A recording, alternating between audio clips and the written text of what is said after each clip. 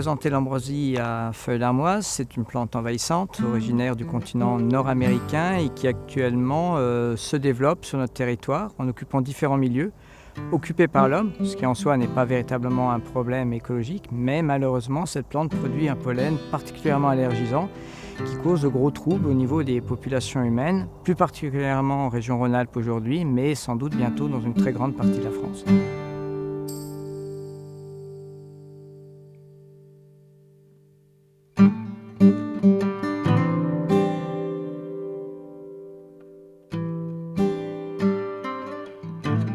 Donc au stade végétatif, la plante est relativement jolie à regarder avec des feuilles découpées, assez finement découpées, très vertes, c'est un vert foncé qui est vert des deux côtés des feuilles.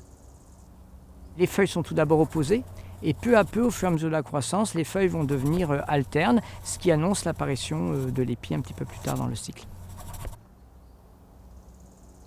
Elle présente également une pilosité importante sur sa tige, une tige qui devient rougeâtre à partir du mois de juillet, mais qui reste verte jusqu'à cette période. Et puis enfin, lorsqu'elle est en fleurs, on ne peut que difficilement la confondre avec autre chose. Elle a vraiment des fleurs très, très particulières qui se disposent en épis au sommet des tiges. Et ce sont ces fleurs qui vont produire le pollen et être à l'origine des allergies. Et à la base de l'inflorescence, des fleurs femelles qui sont très discrètes, vertes, avec une semence par fleur. Et c'est cette semence qui va permettre à l'espèce de se reproduire.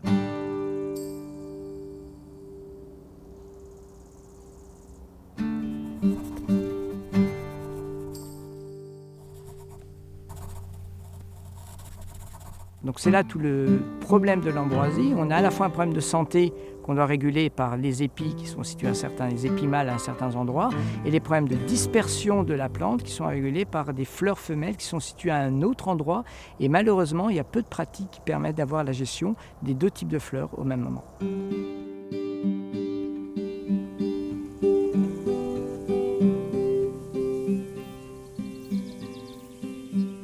L'ambroisie à feuilles d'armoise est une espèce annuelle qui va germer au printemps. Elle a des germinations très étalées qui vont s'étendre du mois d'avril jusqu'à la fin du mois de juillet. Et puis elle va poursuivre son développement par sa croissance végétative d'avril à juillet, pour finir par démarrer sa floraison à partir du mois d'août. Et puis va commencer à produire des graines matures au 15 septembre.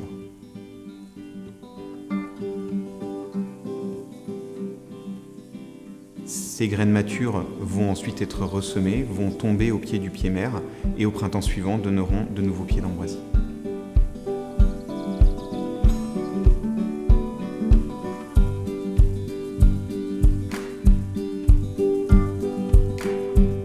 Le critère d'installation de l'ambroisie, c'est d'avoir un accès à la lumière, de se développer sur un terrain nu, un terrain exempt de végétation.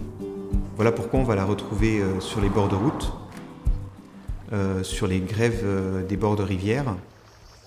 Et puis enfin, on la retrouve au niveau des chantiers de construction, là où on peut avoir des surfaces sans végétation importantes. Dernier point, on la retrouve également dans tous les milieux un petit peu délaissés, un petit peu abandonnés, les friches.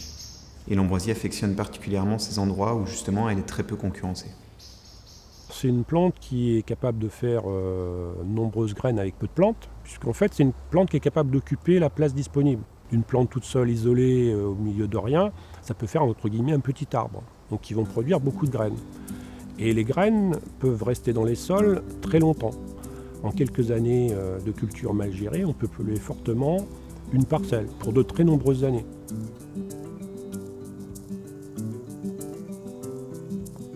Pour un agriculteur, l'ambroisie, c'est une mauvaise herbe. C'est une mauvaise herbe qui pose de gros problèmes de concurrence. Si je prends le tournesol, on peut perdre facilement 10 quintaux, 15 quintaux. Donc pratiquement, c'est entre 1 tiers et 2 tiers de la récolte si on ne fait rien.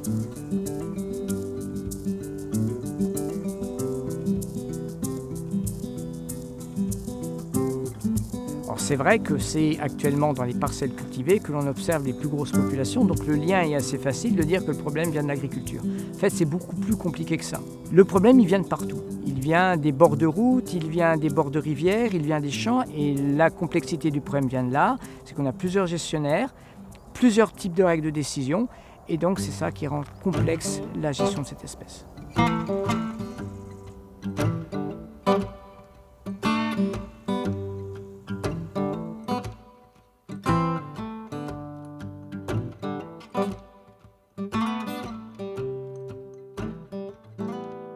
Le pollen d'ambroisie lui-même est libéré par les fleurs mâles de la plante ambroisie pour aller théoriquement féconder une fleur femelle.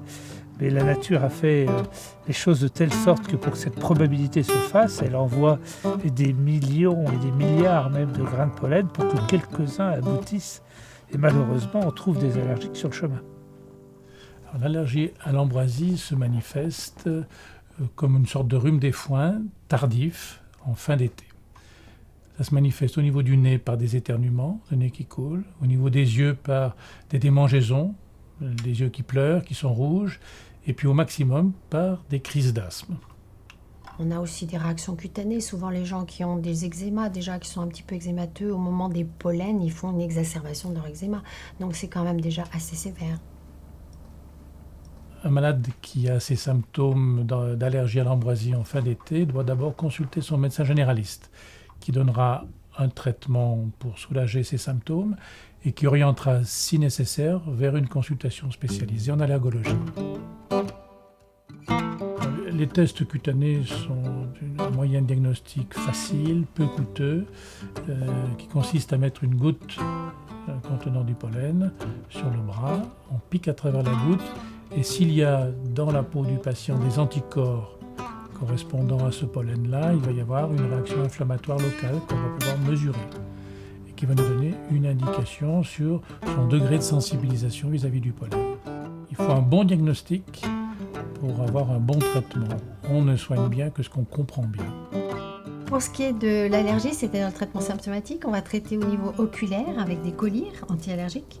Pour le nez, on va leur donner pour le nez donc rhinite, on va leur donner des comprimés antihistaminiques, anti-allergiques. On va vérifier s'il a, puisqu'on est en période d'ambroisie, s'il a une atteinte bronchique, l'irritation bronchique, c'est la manifestation la plus sévère, c'est l'asthme. Donc un patient allergique à l'ambroisie, on doit vérifier son état respiratoire de temps à autre. Vous savez que les symptômes donc, de l'allergie sont vraiment proportionnels aux quantités de pollen. Donc plus il va y avoir de pollen, plus il y aura de symptômes et plus ils seront sévères.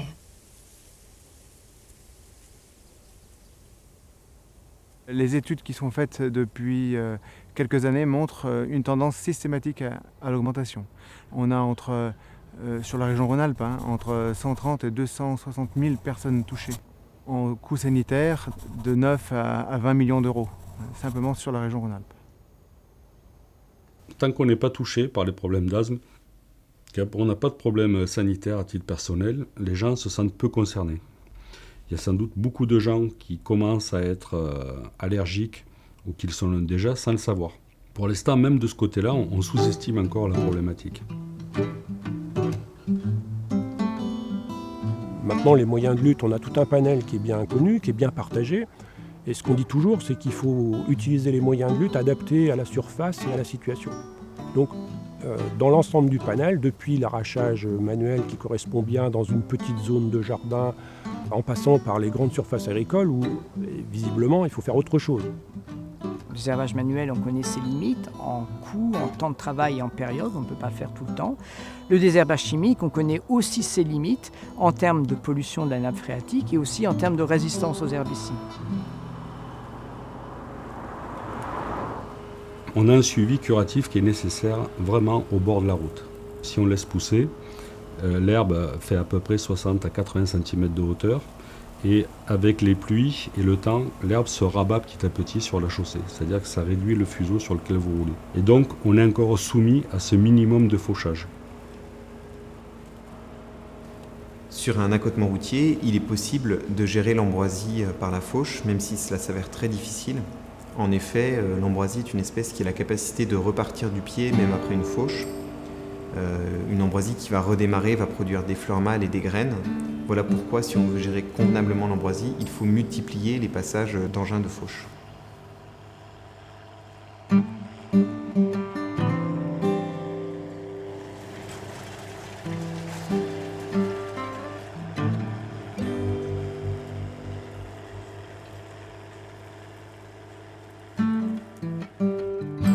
La gestion par la concurrence des végétaux est fondamentale. C'est elle qui permet le meilleur contrôle de l'espèce à moyen et à long terme. Le principe de la concurrence, c'est de remplacer l'ambroisie sur la surface sur laquelle elle se développe par une plante qui va prendre sa place. Il y a un mode opératoire qui est très simple, c'est simplement de réaliser des engazonnements. Donc par exemple sur le milieu routier, on a des engazonnements industriels qui permettent de travailler à l'hectare. En général, on compte 10 à 15 espèces dans le mélange de graines, de telle sorte qu'on génère en plus des actions de biodiversité les années qui suivent. C'est très important. Un agriculteur va gérer ses mauvaises herbes et l'ambroisie pour des raisons de production. Un gestionnaire de bord de route, ce sera pour des raisons de sécurité. Et un gestionnaire de bord de rivière, lui, aura des règles de protection de l'environnement qui fait qu'il est sans doute peu enclin au départ à aller désherber une plante. Donc il faut accorder tout ça, il faut essayer de mettre tout ça en musique pour que tous les acteurs d'un même territoire se sentent concernés et que la lutte contre l'ambroisie soit la plus efficace possible. La principale raison, c'est qu'il faut éviter les transferts de graines entre ces différents milieux et donc la réalimentation des milieux qui auraient été bien gérés par des semences venant d'un milieu moins bien géré. On peut être dans un contexte où chacun se renvoie la responsabilité de l'invasion.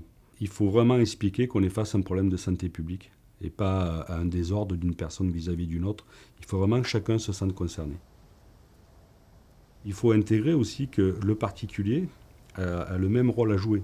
C'est-à-dire qu'il faut qu'il connaisse la plante, beaucoup ne la connaissent pas, et sur son terrain, il doit l'éradiquer. Donc en termes de communication, il y a un travail énorme encore pour faire comprendre la problématique. Ce qui est certain, c'est qu'il ne faut pas diaboliser l'ambroisie. C'est une plante qui a une biologie, que nous sommes capables de comprendre. Nous savons où elle s'installe et pourquoi elle s'y installe. Il faut garder du recul et se dire que ce n'est pas une fatalité. On est capable d'avoir une action collective sur cette plante.